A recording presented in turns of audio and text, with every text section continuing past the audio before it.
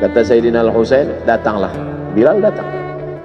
Datang Bilal dari Damaskus ke kota Madinah dan dia azan. Azannya tidak selesai. Kenapa tidak selesai? Karena dia merasakan kalau dia azan bahwa nanti yang jadi imam Rasulullah. Dan ternyata perasaan itu sama bagi orang Madinah. Orang Madinah mendengar suara itu dulu lama sekali, dulu 3-5 tahun yang lalu. Dan kalau sudah suara itu terdengar, pasti nanti imamnya adalah Rasulullah. Ramai mereka datang, luar biasa ini azan, kata mereka. Karena kalau sudah azan ini yang pasti nanti imamnya.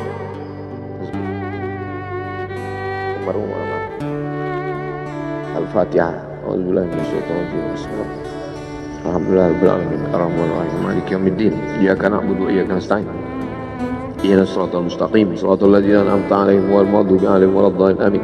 Allahumma ighfir lahu warhamhu wa'afihi wa'fu anhu wa akrim nuzulahu wa wasi' madkhalahu waghsilhu bil ma'i wal thalji wal barad wa naqqihi minal khataaya kama yunqqa ath-thawbul abyadu minad danas wa abdilhu daran khairan min darihi wa ahlan khairan min ahlihi وقه من فتنة القبر وعذاب النار اللهم لا تحرمنا أجره ولا تفتنا بعده واغفر لنا وله ولإخواننا الذين سبقونا بالإيمان ولا تجعل في قلوبنا غلا للذين آمنوا ربنا إنك رؤوف رحيم اللهم اجعل أهله وتلامذته وطلابه من الصابرين الذين إذا أصابتهم مصيبة قالوا إنا لله وإنا إليه راجعون اللهم اجعل أبناءه وبناته من الصالحين والصالحات واحفظهم من كل سوء وشر اللهم اجعل هذا المعهد الذكر معهدا عظيما مباركا تخرج منه الطلاب والطالبات من المجاهدين والمجاهدات في سبيلك بأموالهم وأنفسهم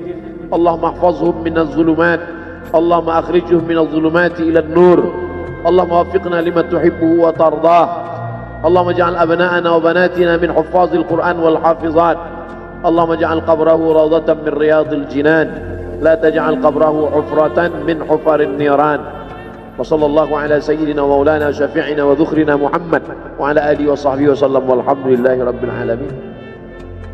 Kalau sayang dengan almarhum, hidupkan majelisnya, ramaikan, bangkitkan semangat, tunjukkan kepada Allah Subhanahu wa taala bahwa kita cinta.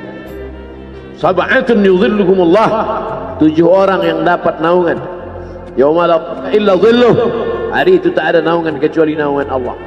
Rajulani, 2 orang, tahabba fillah, berkasih sayang karena Allah, ijtama'a alaih, bersama karena Allah, wa tafarraqa alaih. Saya berharap saya dengan almarhum, saya dengan Abah Raud, saya dengan para sahabat termasuk yang mendapatkan naungan ini. Saya dengan almarhum tak ada hubungan kepentingan, kami tak ada hubungan politik, kami tak ada hubungan ekonomi. Kami murni karena la ilaha illallah Muhammadur Rasulullah. Alaiha nahya, dengan itu kami hidup. Wa alaiha namutu, dengan itu kami mati. Wa biha nub'atsu insyaallah, dengan itu juga nanti kita akan dibangkitkan. Sayang dengan Nabi, hidupkan masjid-masjid. Sayang dengan ulama, hidupkan majelis-majelisnya. Jaga peninggalan-peninggalannya. Lanjutkan perjuangannya. Itu bukti sayang. Sayang bukan di tepi bibir, sayang bukan basa-basi. Oleh sebab itu kita akan dituntut di hadapan Allah tentang nikmat besar ini. Mudah-mudahan kita lulus ujian dunia, ujian akhirat. Amin ya rabbal alamin. Terima kasih segala perhatian. Mohon maaf segala kesilapan dan kekhilafan. Jangan lupa salat sunat isyraq 2 rakaat. Terima kasih. Wassalamualaikum warahmatullahi wabarakatuh.